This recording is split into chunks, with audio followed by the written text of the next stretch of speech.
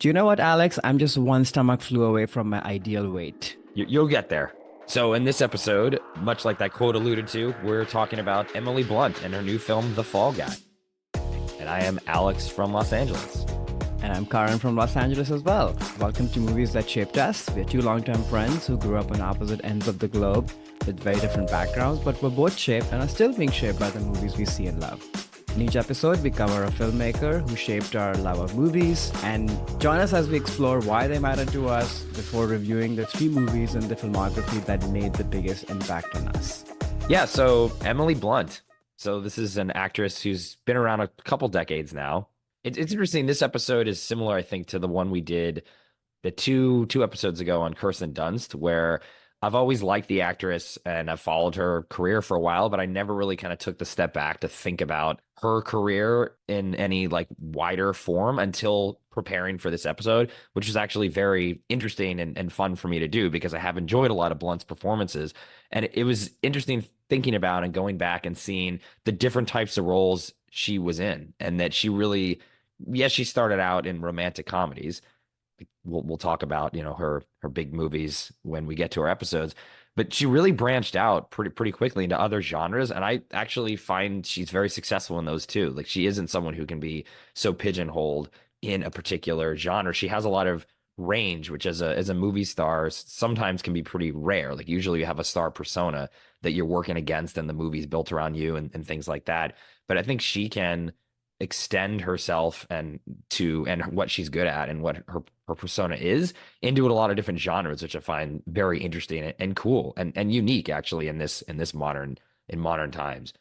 What are your high level thoughts on Emily? Yeah, I would agree. I know this for sure that if I'm going to watch Emily Blunt in any movie, I know she's going to be good in it, you know? And there are very few people I can Hmm. say that about. Like, she has that sort of commitment and she always shows up. I totally agree. Actually has a lot of range, and that sort of is another testament to the fact that she's always good, you know? And Hmm. she tries different things. Sometimes the movies don't work out, but she's usually good. It is interesting though, because I have actually thought about her career before, quite a bit, because I've sort of been like, why has, even though she's good, she's been in lots of good movies, but she hasn't really hit that big, you know, Mm. as one would expect. Like, and this is my hot take, which is her introduction to the world was in a supporting part. Hmm.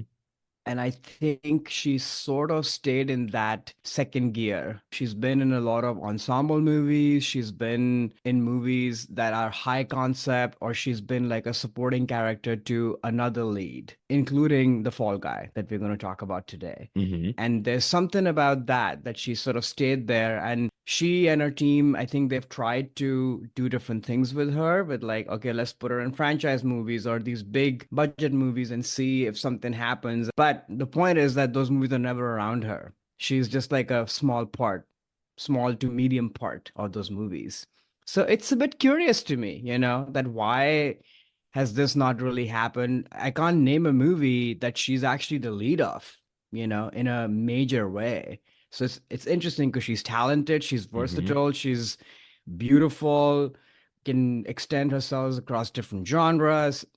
I don't know why this hasn't happened, you know? It's a bit sad. Yeah, I wonder if it's by choice and trying to manage her career slowly. I mean, I guess it's been, a while since she broke through, like practically almost 20 years, but maybe that's by design. Though it could also, yeah, like I'm trying to think too if she's had like a crack at that. Like, did they test her out in that lead role where the movie is literally hanging on her star power only and it kind of underperforming or not doing well? And I Yeah, can't think of something. there So is yeah, one. there is one. Okay. Girl Which, on the Train was, I think, that movie, oh, right. Yeah, which the girl on the ended up, train. again, she's very good in it, Mm, from what I've heard. I haven't seen the movie, yeah, I so I haven't can't either. Yeah. speak to it myself, but like it ended up being this sort of cheesy kind of, you know, novel adaptation of sorts, and it didn't really go anywhere, but she's good in it. But again, that's always the theme. She's good in it, Mhm. but the movie or the director or the people that she's worked with or the material itself just doesn't amount to something more. And that sort of was, I think, the one try, which is kind of again sad. I think she should get more tries. I hope somebody would cast her in like a major role, I think. Hmm. And it's interesting also because in my mind, she and Anne Hathaway will always be tied together because of Prada. Oh, And it's interesting to just look at their careers, right? But Anne Hathaway being the lead of Prada instantly kind of was perceived as a lead. And of course, we went through a phase of Hatha haters, but hmm. then she sort of found her way back and has been doing more interesting things. But she's always the lead. Like she's perceived as a lead, not Emily Blunt. Right. Like she started out, Princess Diaries was probably her Yeah. first movie and was already the lead, the Yeah. title character, and Blunt coming from supporting. I mean, she just was supporting Oscar nominated too. Yeah. That was her first time she kind of cracked through for the critics too. So yeah, maybe she just forever the bridesmaid, never the bride kind of Yeah. situation. Yeah. But I think for the with the right material, and we'll talk about it when we get into some of the films too. I think there is a version of her persona and her on-screen presence that could really work Oh, for sure. as a lead. I don't think The Girl on the Train, which again I've not seen, but I imagine it's sort of a pulp, airport novel type of That's what story it is. that Yeah. that I don't think she wouldn't put her best foot forward there. It's not putting what I think her persona would be would work in a movie like that. But again, I haven't seen it, so No, I don't she's want great to. in it, I'm sure. It's just that the movie, that kind of movie can only reach so far. So that's the issue. Okay, so her latest film is The Fall Guy from this year. The IMDb plot summary: a down and out stuntman must find the missing star of his ex-girlfriend's blockbuster film. This movie's written and co-directed by David Leitch, starring Ryan Gosling and Emily Blunt and Aaron Taylor Johnson. So, do you want to start off on your take on this film? What did you think of The Fall Guy? Did you fall for it? Let's be I, blunt about it. Did you fall for it or not? oh. Got the puns coming fast and furious today. No, I did not fall for this movie. It's very sad to me. I watched this movie recently, so it's like still very fresh in my head, and I was thinking about why does this movie not work? Because it has a lot of good ingredients, charming stars, an interesting premise for the most part, great stunts, all of that. And I think there are many layers to it, which is number one, making a summer blockbuster, which is supposed to be entertaining and fun, but also has some heart to it, is very difficult, I think. And it's funny, I watched this movie and I came home, and my boyfriend and his brother at home, they were watching Tropic Thunder, Oh, which oh is my an gosh, like this similar type of movie. exactly. And I was like, oh, and I came in they were like almost done with the movie, and I was instantly hooked to finish Tropic Thunder as to what happens. And I think it's a zany premise, obviously, but everybody in the cast has to really commit to the zaniness of this, of what we are trying to do here. And I think the Fall Guy just has way too many elements, and none of them are really, really fleshed out. There's romance that's not fleshed out, there's character development that's not really fleshed out. You don't know why you should care about these people other than their star power charisma. And you can't really hang everything on that. Maybe you could 10, 20 years ago, I don't know, but not anymore. But even then, I mean, if you think about the blockbusters that we grew up with in the 90s, yes, they had a big star draw to them, but the movies were really fun. Like the jokes were amazing. The romance made sense. You even shed a tear at the end when, Hmm. the guy and the girl got together or what have you. Here, because of low character development, a zany premise that doesn't really make sense, and then the jokes don't land. The stunts are very good, but I guess what I'm saying is that the movie doesn't know what it wants to be. And it takes a lot of finesse from a screenwriting and direction standpoint to make a four-quadrant, multi-genre movie that's a blockbuster. And I don't think David Leitch has that. It's very difficult to do. Hmm. So now, was I bored? Not really.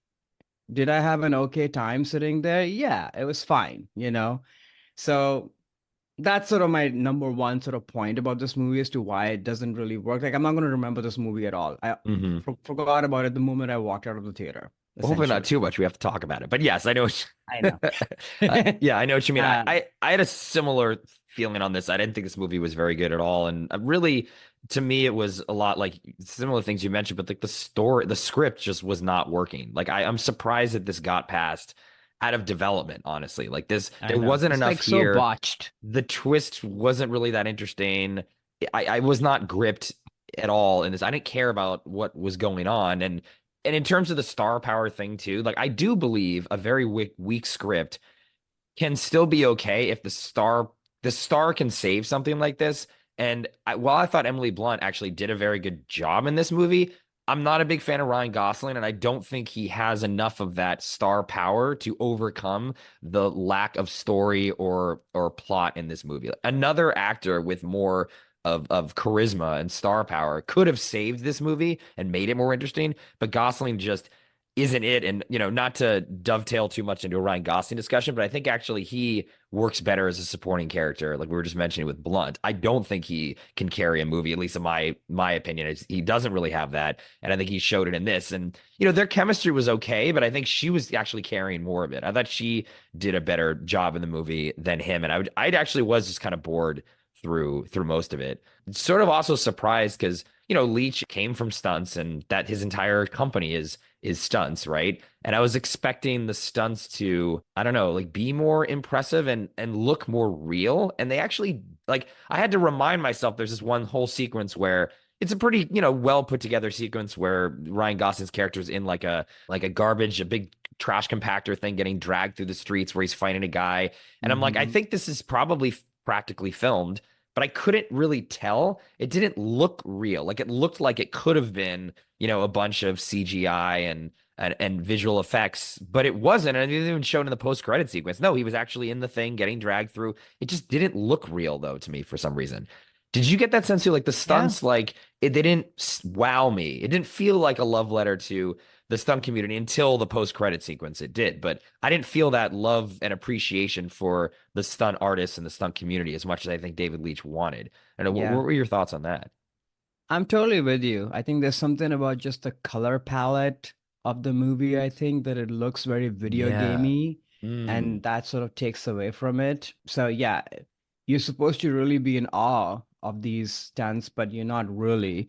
The Hmm. other thing also is that we've seen so much of this stuff, right, through movies over decades and decades now, Mission Impossible series, what have you, Hmm. that I think it's going to take a lot more also to wow us. Hmm. There's some of that too, but yeah, it's mostly just the way the whole thing is rendered. It just doesn't Yeah. look real.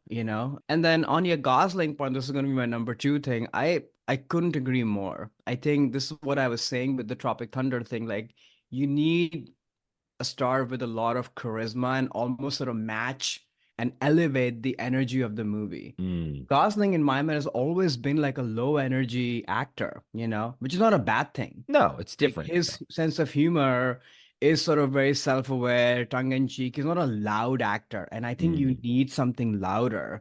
Kind of what Blunt was bringing, I think, to the movie. Like she's Hmm. very committed, and Yes. always is. Like she shows up, she knows what kind of movie this ought to be, and she's doing that.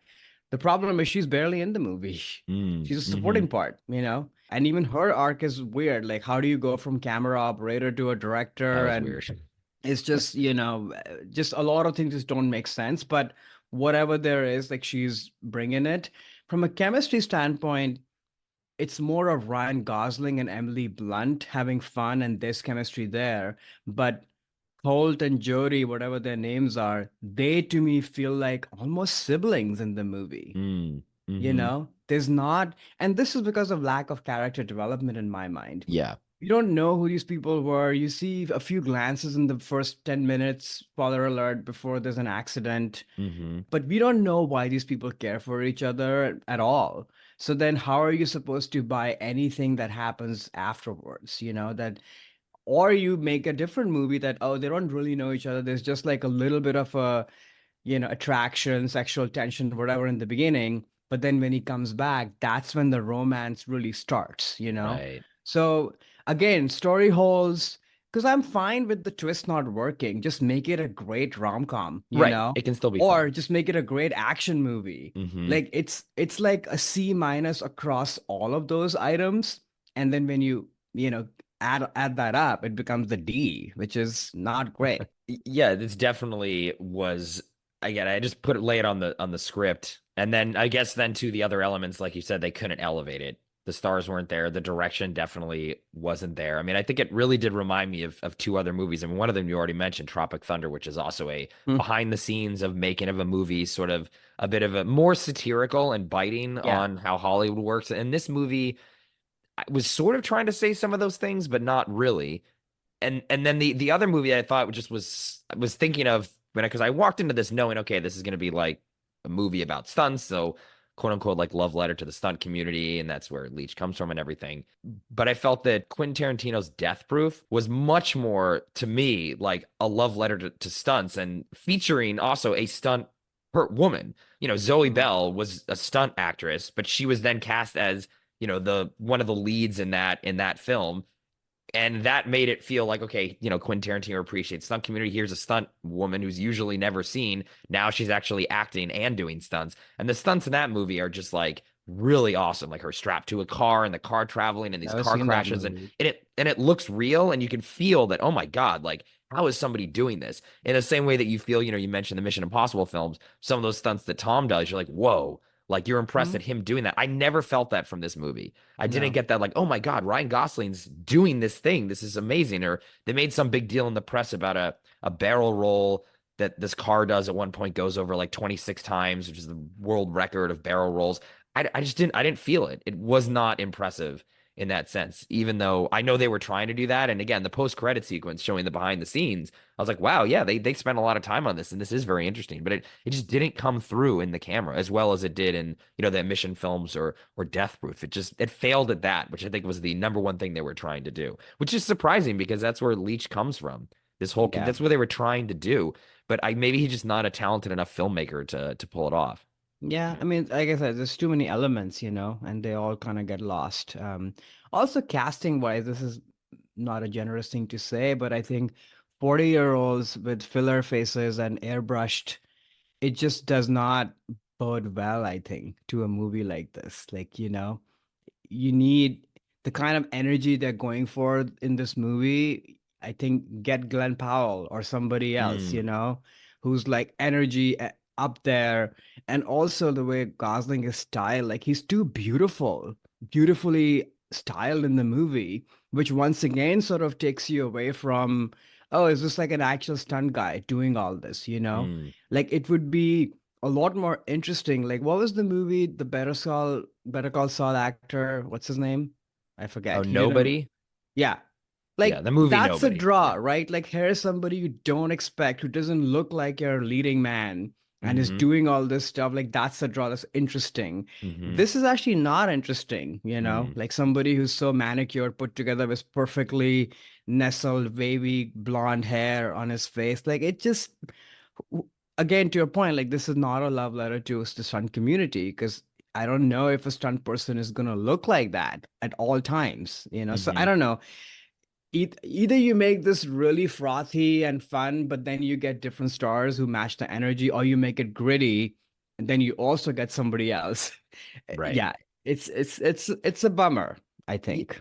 Yeah, I mean, I think this movie should have been more fun. Should have been like Yeah, a Tropic Thunder, and maybe I'm saying this just because this is the Emily Blunt episode versus the Ryan Gosling one, but I think you just replace the lead with somebody else. Like take Ryan out of it and put somebody else in there that could. I mean, even like Glenn Powell, like you mentioned, I'm just imagining that working a lot better and that having that the right charisma just kind of can pave over some of these other issues that they had with the script here, or even like and if this was in the 80s, like a younger Tom Cruise or something could have easily made this movie really fun. But I think she's right in this. It's just the lead and the script are the yeah. issues. She doesn't have much to do. Right. It's not, once again, not her movie.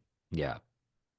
Well, Yeah. speaking of Emily Blunt and her movies, we're now moving on from The Fall Guy into the section of the episode where we talk about three of our films that really impacted us when it came to this particular filmmaker. So in this sense, Emily Blunt. So we're going over three movies, each of us. So First Love, This is the movie that made the first impact on us personally. Then we're going to talk about a masterpiece, the movie we think Emily Blunt in this episode. It does the best job in and really reflects her career. And then Wild Card, just another movie that's important to us in some way. Maybe they took a wild swing and they missed, or maybe this is a under like a hidden gem performance that no one really talks about. So those are the three categories we're about to jump into. Karan, why don't you start off with your first love of Miss Emily Blunt?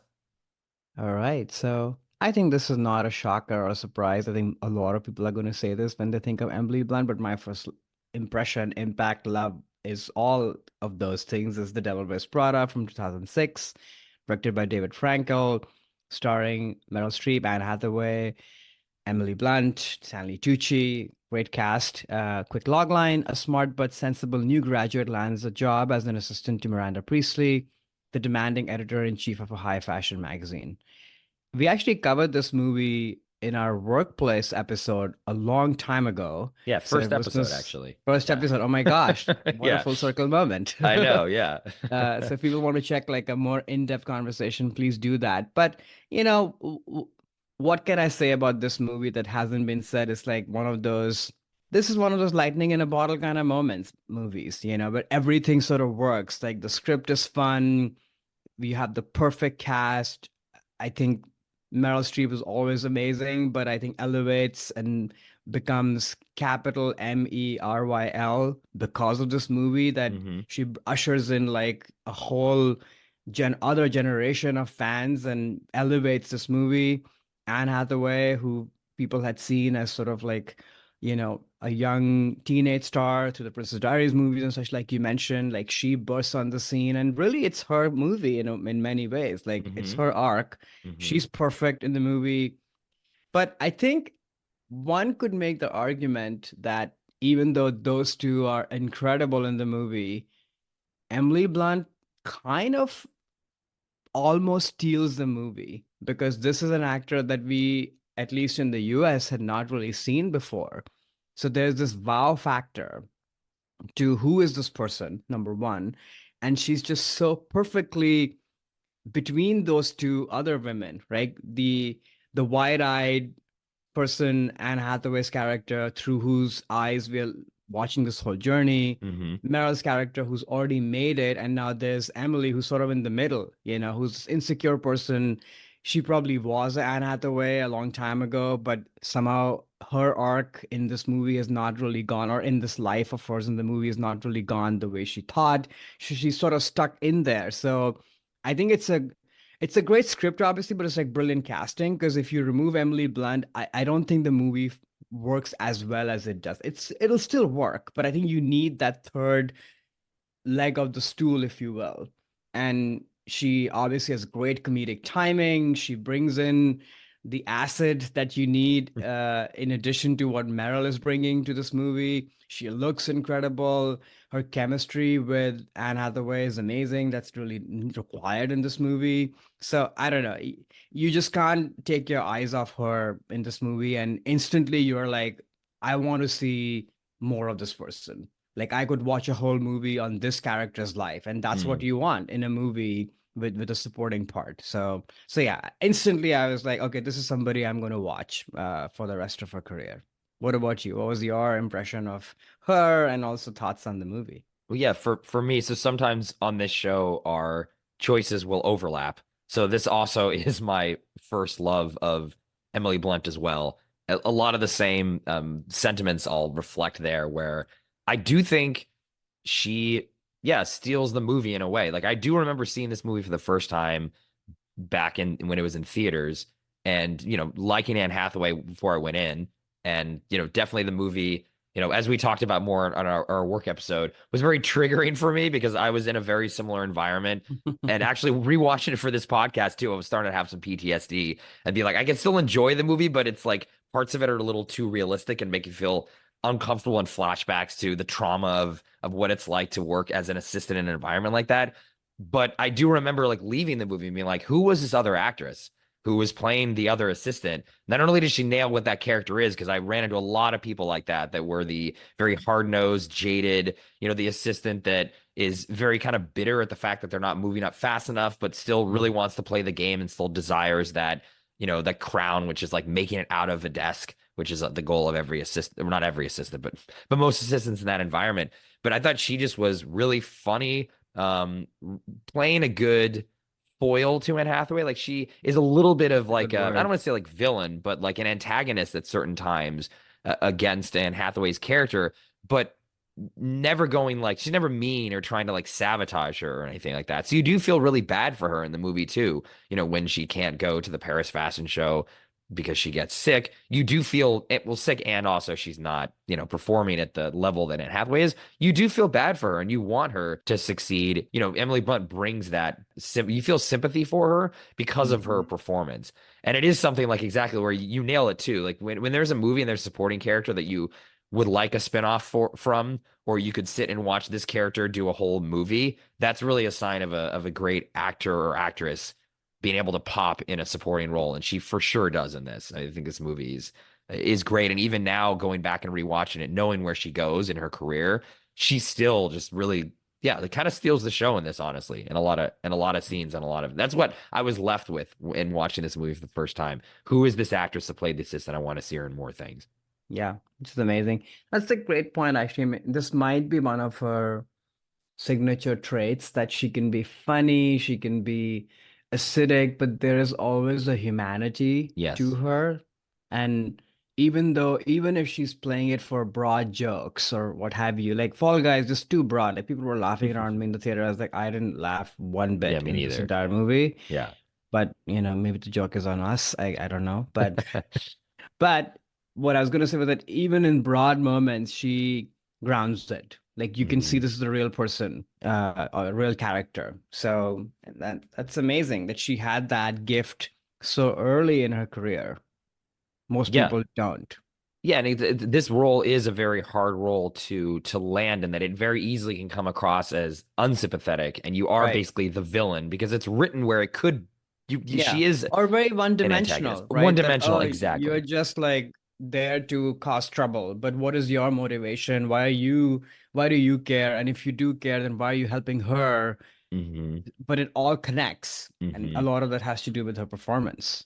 Right. It wasn't really on the page. Like it wasn't in the script. You don't know her backstory fully. You don't No. really know, where there's a couple lines about, oh, we've trained so many other assistants. We're trying to get someone in here. And you sort of understand her motivation of, oh, I've always wanted to, I'm all so close to getting to go to the fashion, the Paris week, fashion week, and what she really wants. She's already very fashionable. And, I think she just wants to be part of that world. But you get a sense that it isn't like some not social climber, sort of like career. Yes, there you are a careerist. There's something else going on there that is motivating her, and it'd be interesting to see what that is. But I like how the movie just alludes to it, and her performance sort of fills in some of those gaps. So then, as a viewer, you're just thinking a lot about, oh, what is this person? Where does she come from? What does her apartment look like? What is she kind of doing? And that's good world building's a bit of a harsh term for a movie like this, or not harsh term, but a extreme term, but it kind of is that. You do wonder and what this person's life is like, and it's a lot due to her performance in this movie, which is great. I mean, it still is a lot of the energy of this movie, despite Meryl being amazing and Anne Hathaway. This was the movie that made her into like a big star as an adult beyond just her Princess Diary films. I think Emily Blunt stands out too. It's really just the three of them. I mean, Stanley Tucci's also great too, but He's really he good. does this in his sleep. Not to knock it, but this is just he just Yeah. does this effortlessly in movies, the kind of performance in here. But I think Emily Blunt really does steal it. Honestly, she does, and I still felt that watching it again for the podcast on a rewatch. Okay, so should we move on to a masterpiece section? Do you want to go first? Sure, I can start us off. So my masterpiece is Edge of Tomorrow. This is a film that came out in 2014. The IMDb plot summary: a soldier fighting aliens gets to relive the same day over and over again, the day restarting every time he dies. This is a movie directed by Doug Liman, starring Tom Cruise, Emily Blunt, and Bill Paxton. So this was an interesting movie, especially compared up against what we just talked about, Devil Wears Prada, where Emily Blunt comes out of the gate in, essentially, it's not really a romantic comedy, but it's sort of a light comedy. I'm talking about Devil Wears Prada. So you would expect her to immediately want to kind of get in that lane. Okay, it's going to make a similar movie, Devil Wears Prada, but now Emily Blunt is the lead, or trying romantic comedies, which she did. She definitely was in some of those films early on in her career. But in this movie, she's playing an action star. And she, the context of this film where, Tom Cruise is the main character, and he is also turns into an action star by the end, but in the beginning he's basically like a PR agent for the military. So he doesn't actually know how to fight. He's bad with weapons. He doesn't know how anything works. Whereas Emily Blunt from the get-go is supposed to be like this like soldier who's really famous. She's really good. Everyone, looks up to her as like the ultimate, soldier in this battle against the aliens. And she pulls it off. You believe that she is a badass. You believe that she is a soldier. And that's a very difficult thing, especially coming from, her background, which is more like lighter movies or dramas. Doing the action thing, a lot of actors fall on their face in it. And I'm just very impressed. I remember when I saw this the first time, being like, Emily Blunt is in this. This is weird. Like, this isn't gonna work. And it really does. I mean, obviously Tom's amazing, and this movie is also just really very, very well done. And a lot of it is due to Tom. But maybe we'll do another Tom episode, or we definitely will at some point. So I'm gonna save a lot of the Tom comments for that. But even the fact that Tom is so great, Emily Blunt doesn't get overshadowed by his star power either, which is something that is very easy to do when you're in a movie like Tom Cruise, which is, a true legend and a movie star. She's not lost in it. They work very well together.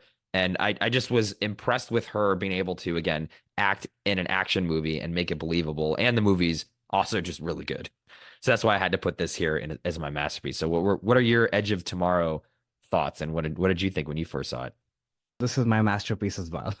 We are really matching today on We our. are. And I remember going in to watch this movie, not really expecting much. And this was the time of Tom Cruise doing like a bunch of, alien movies, Oblivion and what have you. And I was like, oh my gosh, this is like another one of those. It's going to be boring and he's going to save the day. And it turns out it's nothing like that. He's the wimp in the movie for the most part of it. Right. And the real hero of the movie is Emily Blunt. And like you said, she's just commands the screen totally from a physicality. There's a sexiness to her, even though she's playing this action star. She's got it all together. Mm-hmm. And I think the reason for me why this is a masterpiece performance for her is because I think it taps into all of her qualities as a performer. I think Mm. like you can see the intelligence of this person. You can see the commitment and the rigor physically as well as just mentally as to what they've gone through to kind of achieve this success in the movie as the character. You see Mm. that Mm-hmm. great chemistry with her co-star Tom Cruise in this case. And there's also a little bit of tongue-in-cheekness. I always associate Emily being a very charming, witty person. Like she's like one of the best talk show guests across the board, Right, right. you know? And so you see when she's like giving Tom Cruise a hard time in the movie, there's a little bit of a cheekiness to her too. And it's a dramatic performance as well. And that's why I think this is a masterpiece because it sort of hits everything. And we were talking a little bit, and we'll get to this later in the episode of like how does one find the right role to have Emily sort of really shine. I think this is one of those because it taps into all those aspects. And then on top of it, the movie is amazing. The effects really work. You are really in awe of those battle sequences. The aliens really work. The story can get tiring if not done well, but it doesn't. You're on the edge of your seat, haha, pun intended. So yeah, I know they're making a sequel, so hopefully they do that, and it'll be fun to see those two get together again. Yeah, no, I think as a movie, this movie too is just very underrated because it definitely did not perform very well at the box office at the time. I think they just had an issue with how they, marketed and positioned the film. But, I also just love the Groundhog Day conceit of things Yeah. repeating. I like movies like that, and it's fun to see that translated into an action movie. But they do it in a way where it could get boring, right? You're seeing the same action scene over and over and over again, which they do a lot of those repeating, but they do it in interesting ways every time. And Tom Cruise's character is gradually getting better and better at, Hmm. being a soldier. And there's a lot of great comedic moments too, where he gets killed in many different ways, which is Hmm. fun and funny to watch, especially that one scene where he's trying to roll under the car and like the truck runs him over. Oh And Bill yeah. Paxton's like, oh my God, he's dead. And there's this like scream that Tom Cruise gives off, which is very funny. But to your point of Emily Blunt being a comedian, I think that's why it works really well because there is this fun, funny-ish tone in the movie at times, and she can really pull that off. And I also just too love at some point in the film, towards the third act, they reach a point where, Tom Cruise even says, "Oh, I've never repeated this day."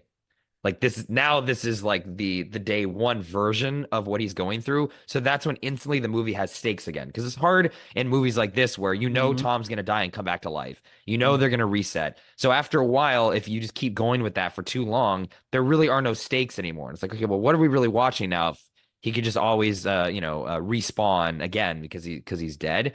And then they reach that point in the third act where he says, okay, this is all new to me. I think it's some line like that, which I think is great. It's like, oh shit, like now there's stakes again. What's going to happen? How they actually going to beat the bad guy because Tom doesn't know anything anymore. And it turns into basically just a straight ahead action movie at that point. I think that is just really clever in the script, which is, I think the strength of this film and how they adapted. I've not read the original manga for this, but I think they just the structure of this script is great. And it's just a perfect star vehicle for Tom at especially this point in his career, and also for Emily Blunt to stretch into the straight ahead, more action adventure comedy role, and she does such a good job in this. I had to put this for me as Emily's masterpiece, which what you might not think when you see her coming out in Devil Wears Prada. In that role, that she could eventually achieve something like this as an actress or be in a movie like this. So I think it's just a testament to her skills and how she's managed her career up to that point. But let's see then our wild card choices if they're going to match or not. So why don't you start with your wild card choice for Emily Blunt? What do you have for us? Okay, so my wild card is a movie called Looper from 2012, directed by Ryan Johnson, starring Joseph Gordon-Levitt, Bruce Willis, Emily Blunt. Quick logline: in 2074, when the mob wants to get rid of someone, the target is sent into the past, where a hired gun awaits someone like Joe, who one day learns the mob wants to close the loop by sending back Joe's future self for assassination. That was weirdly written, but hopefully that made sense, sort of. That sounds like it's after watching the movie. I You could say that exactly. to somebody too. I think that makes sense. Hopefully it does. So I put this as my wild card because this was the first time I saw Emily Blunt kind of do something like this, which is a little bit more harsh. She has a gun in her hand. She has a southern accent. It's like a hard kind of role because up to this point, like you were saying earlier, she'd been in romantic comedy. She's been in a few dramas, like lighter movies or dramatic movies, but not this sort of a harsh, hard, almost actiony kind of role. And I think you don't have Edge of Tomorrow if you don't have Looper, in my mind. And this was sort of the step towards that. And I just remember watching this movie, which was very entertaining, very cool, very slick when I watched it the first time, but then being totally blown away by Emily Blunt is in this movie. Hmm. Actually, for me, it was more so in this than Edge of Tomorrow because Hmm. this movie came before. So I knew that she could do this versus here. I never even heard her do an accent, you know? Like for me, she was very British up to this point. Whether she pulls I off was the gonna accent say, or no is a different thing. She yeah, I don't think you doesn't. still heard her do an accent. I know exactly. It's It's not very working. choppy. Yeah, it's No, it not doesn't good. work. Yeah. But it's different though, you Hmm. know? And but her physicality is different. She's very harsh, like I said. Like she has so much of pain and but not in like a melancholic sort of sad way, but in like a hardened kind of way. And I just not seen that energy from her before, and I think she nails it in this movie. So I just remember being really wowed by that because it was a total surprise when I watched the movie the first time. But yeah, I'll share my more thoughts as we go. What I'm assuming you watched this movie when it came out. Yeah, I actually had I'd mentioned before I was went to USC on the podcast, and so did the director Ryan Johnson, and Uh-huh. actually was involved in an alumni organization for many years at USC, and we arranged a screening with Ryan to come and talk Oh, about the movie and screen it. So that's the first time I saw it with very Ryan there, cool. which was cool. And I'll get into more of my thoughts on the film in a bit, but on in terms of Blunt, it was actually interesting because when so this was not my wild card choice. So it's just there will be one more movie we're talking about. There's no more overlaps. I actually had forgotten she was in this. When you put this Oh, in the list, I was like, Looper, Emily Blunt is in this. And then when I rewatched it, I was paying kind of more attention to her in this. And I don't know, she didn't really work for me, oddly, in this movie. I felt that yeah, the accent wasn't good, but it's hard to do like those accents. That's not necessarily the reason. It just she felt like she was trying to like the acting came through a little bit in this to me, and she felt a little too young to be playing a part like what the movie needed. And it just yeah, she didn't feel like adult enough if that makes sense in her performance. I mean, yes, she also looks, she has still her baby face. At the time mhm. she, was a little younger, but I don't know. She didn't really work for me in this for what, she needed. And again, we can talk more about the movie in a Yeah. bit. But yeah, I was surprised that I'd forgotten she was in it. And then secondarily like that she just I don't know, it just wasn't really doing it for me. Like she felt like this is not really the right property, and whether it's just how she was directed or I mean, the part is very meaty and interesting and important in terms of what the movie's trying to do. I just think there could have been maybe somebody else in this that would have worked better. Yeah, it's interesting you say that because I had not watched this movie since it first came out, and I Me watched neither, it actually. Yeah. recently, and I was like, oh, I don't think this is really working very well. But as I zoom out and we can now talk about the movie, I don't think the whole movie works either. Hmm. I think it's a very try-hard movie. It was fresh and cool when it came out. It looked different, like the prosthetics and, Joseph Gordon-Levitt, Bruce Willis, that connection and such. It felt interesting and cool, but kind of, I'm sorry to say how I feel about Ryan Johnson's movies, where they can feel really cool and fresh, but they don't age very well. Hmm. And this movie really feels like a movie of its time. Like it feels like a movie made in the 90s, actually, even though it's not. Hmm. And just rewatching it, like the plot is just convoluted, overly explained, and the filmmaking feels like try hard, like I said. And even though I think Bruce Willis is very good in the movie, but yeah, just it doesn't hang together in my mind. And that to me then started to feel like, okay, it's actually not so much Emily, it's just the Mm. movie overall and how it's just put together. And so yeah, I was glad to rewatch it because in my mind, this was a kind of a cool surprise movie. And I think it did pretty well. It did. Yeah, it Yeah. did perform well. Yeah. So it was kind of, I won't want to say it was good, but it was sort of interesting to go back and watch it again. I am happy though that it opened another door for Emily. Like I Yes. was saying earlier, Yes. like I don't Hmm. think she does Edge of Tomorrow and becomes this sort of, well-rounded four-quadrant star, which, she's still on that journey. It hasn't really worked, but Hmm. this was a pretty important stepping stone in that direction, I think. No, I definitely agree with you on that, on Emily. And with the film, I remember at the time, I didn't really like it that much. I thought it was okay. And I haven't seen it since then. And it's definitely has a very strong following of people who are like, oh, Mm-hmm. this is like a classic science fiction movie of the last 20 years. Oh, it's so great. So I was kind of going back in with, okay, I'm going to take another stab at it and see, maybe I missed something or now I will like it better. And it still to me just felt, yeah, very like kind of amateur-y. Like I don't, I love time travel movies. Yeah. And what I like about them is when they kind of go over whatever their specific mechanics are of how time travel works. That I find interesting. Like each of these movies, like Back to the Future or Bill and Ted's Excellent Adventure, they have different takes on what time travel is and how, the past interacts with the future, et cetera. And this movie basically says, we're not going to deal with that.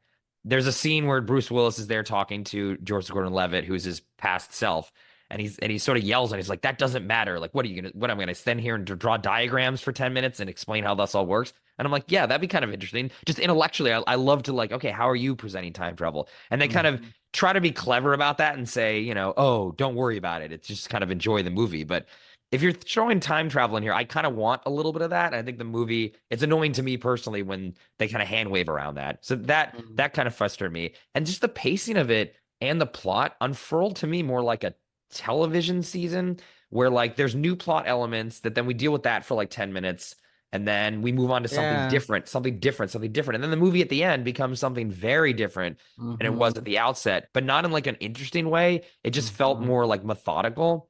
Though I will say the ending and sort of the message of, what they're trying to say is a cycle of violence begets violence, and Right. people are not born bad. It's their environment. So you have to make sure that, by if you don't be violent to them, then violence will slowly go down. I think that's all Right. great messaging. And I by the very end of the movie, like the last 10 minutes, I'm like, okay, like I can line up with this message, and I like that it's making this statement in this way. It's kind of interesting. So it ended kind of well.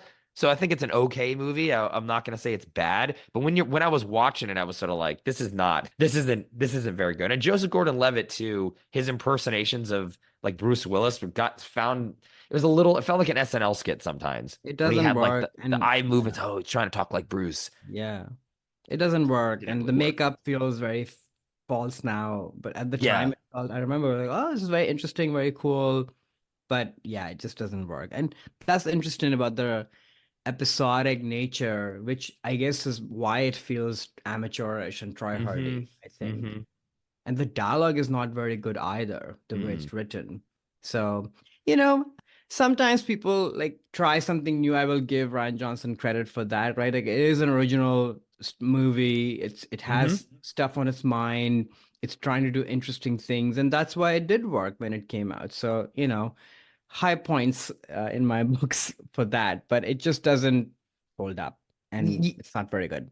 Yeah, I think there's the talent. It's clear there's talent there, but it's Yeah, talent that's still being developed. And I think he is a filmmaker yeah. who's, getting better over time. Which I like that we're giving him, we isn't like we have any control, the two of us, but I mean like the industry or society or whatever, the chance to continue to grow his skills into, what he's becoming now, which I do think his last couple films have been good. The Glass Onion and Knives Out movies, I think those were fun and better Yeah, those suited, are I think, than fun, this one. better. Although I was thinking about that if I went and rewatched those, how would I feel? And I Oh. instantly was like, I have no desire to rewatch those movies. Partly because also they're, mystery movies. So once you've seen them, you Mm. sort of have seen them. But even Hmm. so, like I watched, the classic British mysteries over and over again because it's not about the plot, it's about the feeling, and And the I know it's trying to characters, yeah. go for the Agatha Christie like feeling, but I don't know, there is something about in this realm of like it doesn't age well or it Mm. feels very of its time Hmm. quality that his movies have, and I think that's still there in my Mm. head. I Mm. don't know. So, Well, yeah. I'm glad you put this on the list Yeah. because I have been meaning to rewatch this and see if maybe I missed something, and I don't think I I don't think I No. did, and I don't know if I'll be coming back to this anytime No, I soon, would though. not be. I do sort of feel like this might have been Bruce Willis's last like real performance, and he's very good. He's an actor. Yeah. I just love Bruce Willis a lot, and it's sad to see kind of, what's happening to him health wise. And I think this is the last time he's Yeah. really present, and he just does an amazing job as Yeah. Bruce always does. So, but I'm glad you put this on the list. Now I remember Emily Blunt is in it, which I really forgot before I watched it. All right. What is your wild card? So my wild card is a more recent Emily Blunt film. It's Jungle Cruise from 2021. The IMDb plot summary, based on Disneyland's theme park ride, where a small riverboat takes a group of travelers through a jungle filled with dangerous animals and reptiles, but with a supernatural element. Directed by Jamais Colette Sierre and starring Dwayne The Rock Johnson, Emily Blunt, and Edgar Ramirez.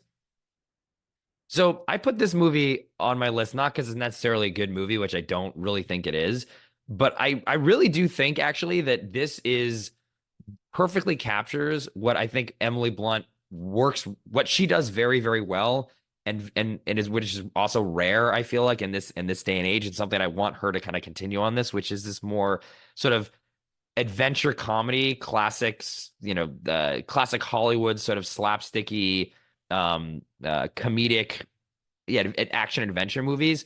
I think she just really does a good job in this, and it harkens back to a lot of these, 90s movies that I really like The Mummy or Mask of Zorro. It has that type of feel to it of this like swashbuckler throwback to 1930s and 40s Hollywood adventure movies, and that's a very hard thing to pull off as an actor. And I think she just is does a great job in this. Like she, you can buy it when she does a little bit of action, but also mixed with comedy. She, makes mistakes a lot. She's a lot of similar like Indiana Jones vibe where like everything she tries doesn't always work, but she'll kind of figure it out anyway. And it's fun watching her fail as much as it is succeed. And I think she really does pop in this movie, especially in the first third, which I hadn't seen this since it originally had come out during the pandemic, so I had watched it on Disney Plus, and just coming back to it now, even more so. I think the first act and really maybe even two acts really do work a lot for me. I think this movie could have been really good, except some fatal flaws that happen later on, which I'll get into when we talk more about the overall film. But I do think Blunt really does carry this even more so than The Rock does, and I'd love to see her kind of taking a mantle from like a Brendan Fraser or like an Antonio Banderas and the things they were doing in the 90s. I think she really could do that. And this movie is a perfect exemplification of that. I don't what are your Jungle Cruise thoughts? Had you seen this movie before? Had you taken the cruise? I don't mean the actual one at Disneyland, which Uh, actually I'm interested to know if you've been on the Jungle Cruise oh, I either. have. Yeah, yeah, Yeah, it's yeah. one of my favorite Yeah. rides at Disneyland, actually. And I think this movie captures the tone of Yes. that ride well too. But yeah, Yes. what are your I thoughts on the agree. film? I know I've seen this movie because I was like, this sounds dumb, but I watched it for this podcast and I was like very pleasantly surprised by like it's not a great movie. It Mm-mm. has potential in it, but to your point of like the first two acts are actually really good. And I was very entertained. And I think a lot of that has to do with Emily Blunt. Mm-hmm. I think you nailed it. And we've been building up to this throughout the episode that there are not that many performers who can do it all. I think she Right. can actually. Mm-hmm.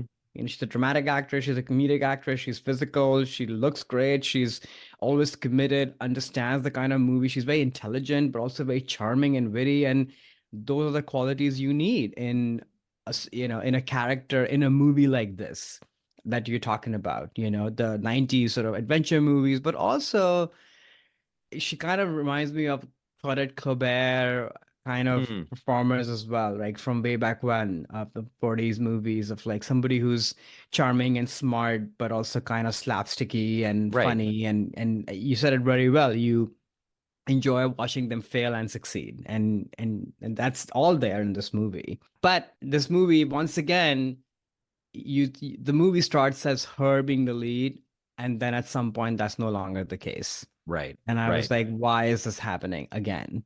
Why are Well, we right. once again? I mean, we know why, It's The but Rock. in Yeah. her, yeah, exactly. In her career, like this keeps happening, I think, that where she sort of starts off great, but then ends up becoming the supporting part in the movie. And she's barely there in the third act.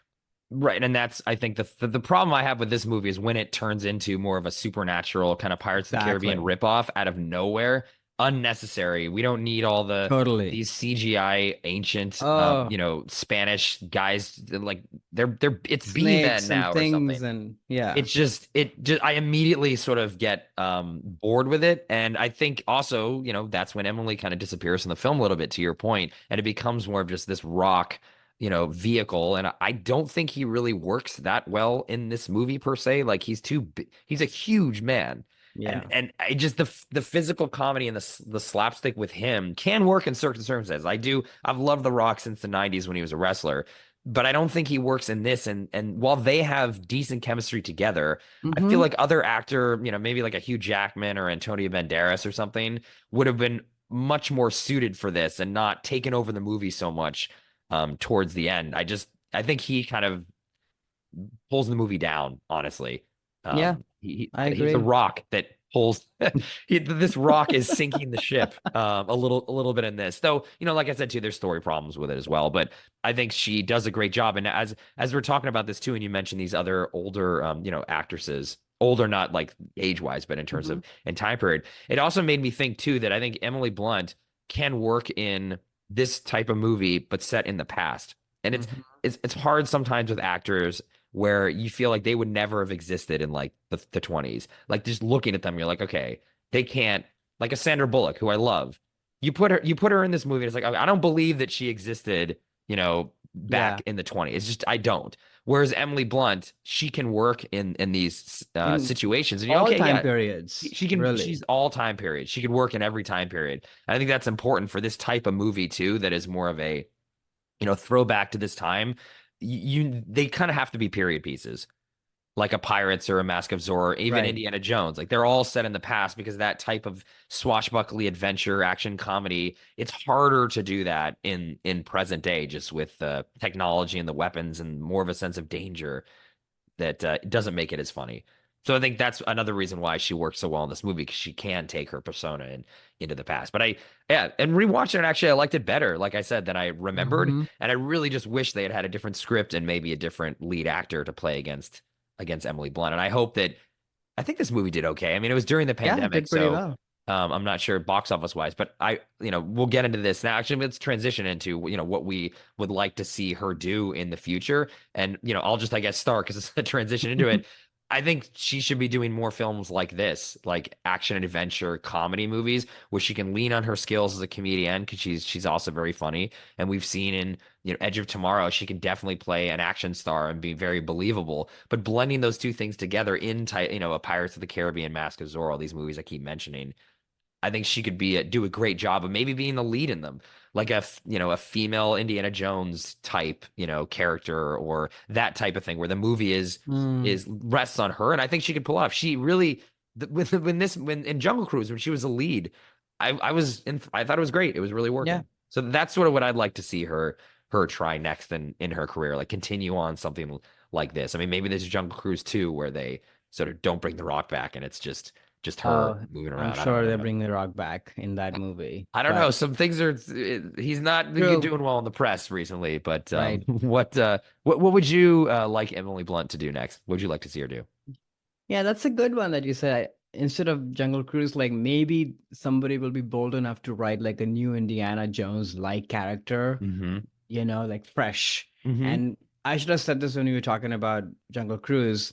I kept thinking about the Mummy because there's obvious comparisons there. And I was like, Hmm. why does this movie not get to the level of the Mummy? The And Brendan we, Fraser mummy, yeah. yeah, and you sort of had some points. I totally agree with those. The other big one is these movies need to have like sense of place and adventure, Mm. and you get that when you go to a real place. I always say this. In that movie, it's shot in the Middle East. You feel that. You feel the sand, you're in there, the sense of like wow and adventure. This Hmm. movie, Jungle Cruise, looks totally fake, wherever, because it is fake. It's shot and it's all CGI pretty much, and you see that. Yeah, And I will say that there is that one set that is that big outdoor like harbor set like where Paul Giamatti is and things, oh and yeah, that to me that was like, yeah, okay, wow, they built a set. But once they yeah, go on the cruise on the river, yes, you're right, it's like they're clearly in a green screen, and that does lessen the impact of the movie for exactly. sure. I Yeah, wish and they had that's more sets. I agree. And that's my worry with kind of this kind of movie is that in Hmm. today's age, they're just going to make it all CGI and it's just going to Mm. look bad. Mm. But I do love that for her.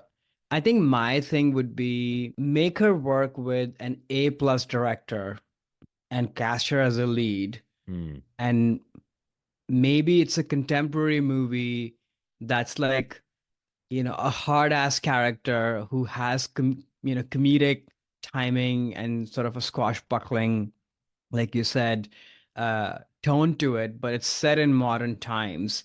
I'm trying to think what director would be great. Like, I don't know, she should work with Fincher, I think, or Mm. maybe Adam McKay, cast her in like a really whip smart character that's a little bit darker, but has like a sarcastic kind of dark comedy tone to it. I think we've not really seen her do that, but I know she can do it and make her the lead. No ensemble pieces, no other big star, or if there's a big star, let her go toe to toe with them. I mean, Hmm. she needs to do that, I think. Yeah, I And like do the not be in her husband's movies again. oh. I like the Adam McKay idea. I think because I think she could do a very good job in a world that with his dialogue, his like very strong and biting satire, she could exist really well in that. And maybe if he Hmm. goes back to making more blockbuster films and instead of his more like pointed message movies, which I do also really like. But if he went back to that more, like a Other Guys or Anchorman or those types of things, I think she would do really well in movies like that. But yeah, my overall thing is she's amazing, always good. Hollywood, what are you doing? Cast her in a good movie. Give her the lead role. That's my pledge, my pitch. Cool. So, what do we have coming up next, Karan? What's our next episode? What's our next movie? Why don't you tease our listeners? Okay, so our next movie is Furiosa, and because of that, we're going to be talking about Chris Hemsworth. So very excited about that. Looks like the early buzz is positive, which Yeah. good. Yes, very excited about that movie and to dive more into the Hemsworth. So we hope you enjoyed the episode today. Be sure to let us know in the comments what your thoughts on Emily Blunt are, maybe some of your favorite movies of hers or what you thought of our picks. We're also available here on YouTube, on all podcast platforms as well.